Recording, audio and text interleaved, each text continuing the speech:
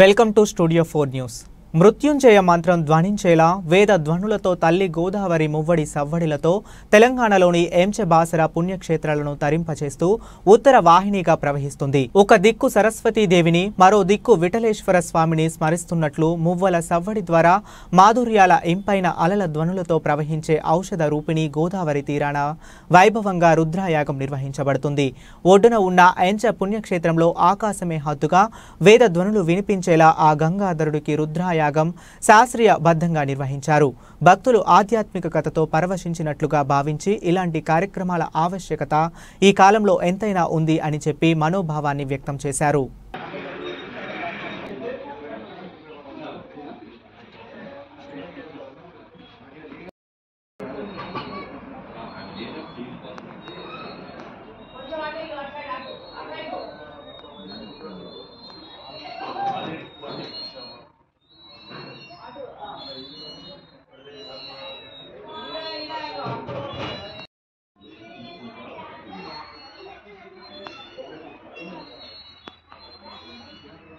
विदम्भे गोपाय रसमन्न विहारिषे अदब्धायोशीदम अविषन्न पितं कृणो षड्भस्य पशूर्पे गोपाय विपादो ये च निष्पदः अष्टादशवाच्ययः